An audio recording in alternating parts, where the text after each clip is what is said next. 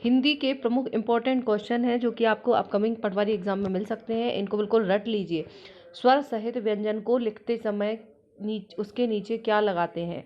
ठीक है, स्वर सहित जो व्यंजन होता है उसके नीचे लिखते समय क्या लगाते हैं? हलंत लगाते हैं। नेक्स्ट क्वेश्चन है, अम और आहा क्या कहलाते हैं? अंग और आहा क्या कहलाते हैं? अयोगवाह। इनको अयोगवाह बोलते हैं। अंग आहा ये जो है इनको अयोगवाह बोला जाता है स्वर को। नेक्स्ट है, अंग और आहा आते हैं किसके अंतर्गत आते हैं? अयोगवाह में। तो देखो अयोगवाह एक ही शिफ्ट में पटवारी का प्रीवियस ईयर क्वेश्चन है ये, और एक ही शिफ्ट में ये 2 क्वेश्चन अयोगवाह से पूछे हैं। तो निपाह और अयोगवाह ये हिंदी के कुछ ऐसे अजीब से शब्द होते हैं जो कि आप लोगों ने नहीं सुने होंगे, तो इनको अच्छे से कर लीजिए, और इनका जो एक वीडियो है वो मैं लेके आऊँगी ताकि आप डिटेल अच्छे से कर सकें। ठीक है, और नेक्स्ट है, आज 10वीं की परीक्षा का क्या डैश आएगा? तो क्या आएगा? परिणाम। तो परिणाम कैसे लिखेंगे? ये शुद्धि और अशुद्धि से है कि परिणाम कैसे लिखते हैं, तो छोटा री आएगा और बड़ा रा। ठीक है, परिणाम, परिणाम बोलते हैं पर परिणाम आता है। ठीक है, नेक्स्ट है, सीमा ने कल काम नहीं किया। कल डैश काम नहीं किया था, इस वाक्य के लिए सही निपात का चयन कीजिए। निपात देखो अयोगवाह अंग और आहा होते हैं, और निपात क्या होते हैं? निपात के जितने भी टाइप्स होते हैं वो भी लिख देंगे क्योंकि निपात पटवारी में पूछे जा रहे हैं। ठीक है, और ज़्यादातर बुक्स में निपात नहीं दिया होता है, संधि समास अलंकार रस छंद सब जगह मिल जाता है। तो सीमा ने कल काम नहीं किया, इसमें निपात क्या है? निपात है सीमा ने कल भी काम नहीं किया था, ऐसा। ठीक है, तो ये जो ही भी ये लगाते हैं, पर यहाँ पे सही क्या है? कल भी काम नहीं किया था, मतलब कल ही तो होगा नहीं, कल मात्र भी नहीं होगा, कल भर भी नहीं होगा, है ना। तो सीमा ने कल भी काम नहीं किया था, इसको निपात यहाँ पे आएगा। नेक्स्ट है, आनंद का पर्यायवाची निम्न में से कौन सा है? आनंद का पर्यायवाची कौन सा है?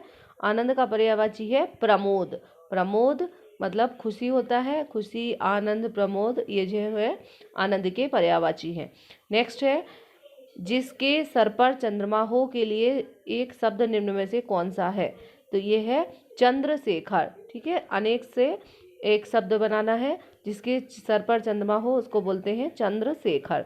चंद्रशेखर। ठीक है, ये पटवारी के क्वेश्चन है। कुछ क्वेश्चन इस बार आपको इसी टाइप के मिलेंगे, लेकिन इस बार क्या है, जब ये एग्जाम हुई थी तो सिर्फ पटवारी के लिए हुई थी, लेकिन अब ग्रुप 2 और सब ग्रुप 4 की सारी कंबाइंड एग्जाम हो रही है, तो थोड़े से लेवल आपको टफ मिलेगा देखने को पेपर, है ना। इतना ईजी नहीं आएंगे सारे क्वेश्चन, और नंबर ऑफ क्वेश्चंस भी ज़्यादा रहेंगे इससे।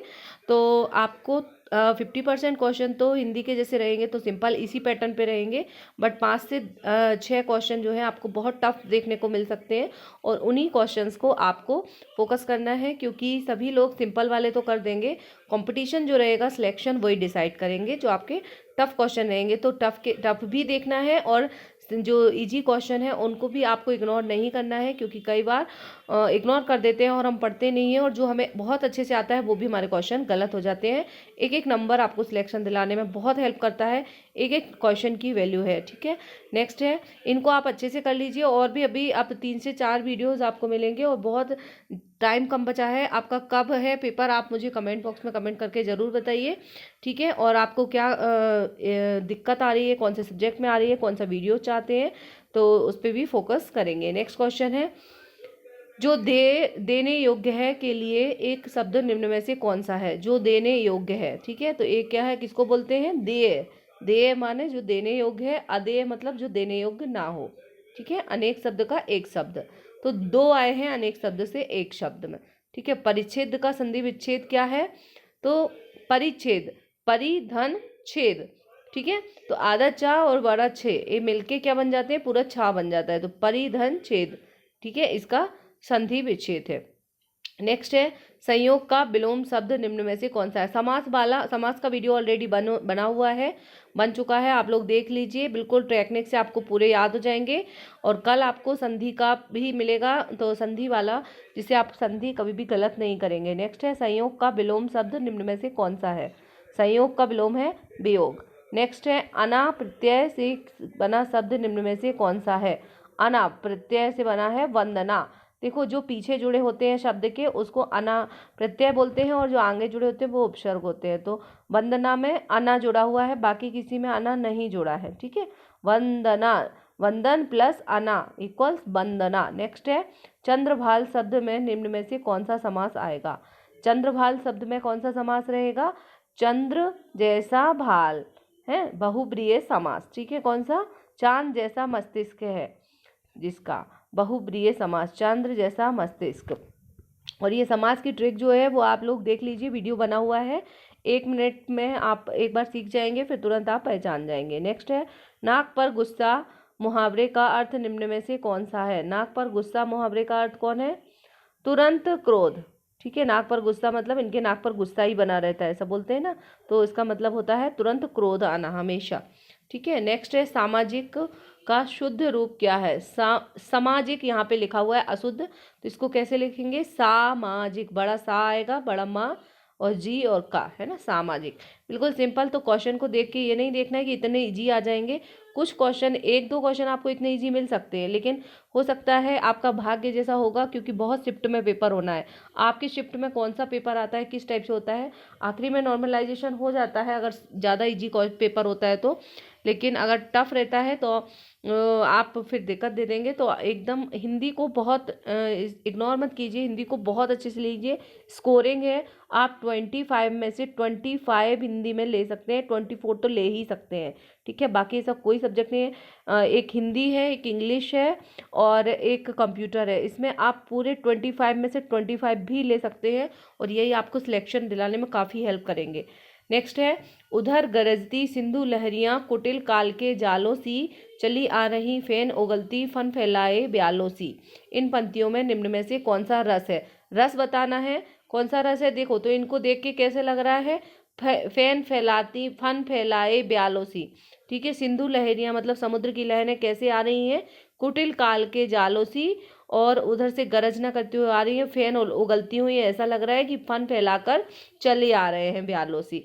तो ऐसा फन और ये डरावनी बात हो रही है, तो ये कौन से रस में होता है, भयानक रस में, है ना।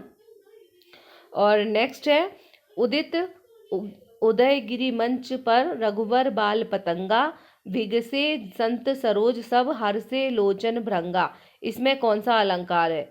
ठीक है, तो इसमें कौन सा अलंकार है, इसमें है रूपक अलंकार। रूप दिया गया है उदित उदयगिरी मंच पर रघुबर बाल पतंग, बिगते संत सरोज सब हर्षे लोचन भृंगा। ठीक है, तो इसमें रूप दे दिया गया है, इसलिए रूपक अलंकार है ना, रघुबर बाल पतंगा। नेक्स्ट है उनके पास कितना धन है, उसके पास कितना धन है। इस वाक्य में विस्मय बोधक रूप होगा। विस्मय बोधक कैसे लिखते हैं, विस्मय बोधक मतलब होता है आश्चर्य हो जिसमें, आश्चर्यजनक। तो उसके पास कितना धन है, तो इसको आश्चर्य से कैसे बोलेंगे, वाह वह कितना धनी है। ठीक है, वह कितना धनी है, ऐसे बोलेंगे विस्मय बोधक रूप में। नेक्स्ट है इन पंक्तियों में कौन सा अलंकार है। चमचमात चंचल नयन बिच घूंघट पट झीन, मानहु सुर सरिता विमल जल विछुरत जुगमीन। ठीक है, तो इसमें कौन सा अलंकार है, इसमें है उत्प्रेक्षा अलंकार। उत्प्रेक्षा अलंकार है। और जो अलंकार है वो यदि आपको नहीं आते हैं तो आप कमेंट बॉक्स में ज़रूर कीजिए। अगर आपको इसकी ट्रिक चाहिए याद करने की कि किस तरीके से आप अलंकार को पहचानेंगे, तो उसका एक वीडियो जो है वो मैं शॉर्ट में बना दूंगी, अगर कहीं दिक्कत आ रही है तो। ठीक है, और बाकी जिन लोगों ने हमसे हिंदी पढ़ी है उन लोगों को तो 1 मिनट में आ ही गया होगा देखते ही। चम चमात चंचल नयन विच घूंघट पट झीन, मानव सुर सरिता विमल जल विछुरत जुगमीन। ठीक है, उत्प्रेक्षा अलंकार है इसमें। नेक्स्ट है 9 रसों में किसको रस राज कहा गया है। 9 रसों में श्रृंगार रस जो होता है उसको रसों का राजा या रसराज कहा जाता है।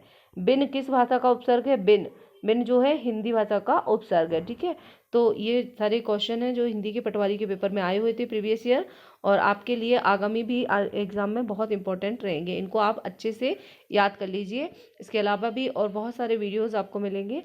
ठीक है, मिलते हैं नेक्स्ट वीडियो के साथ। Take care.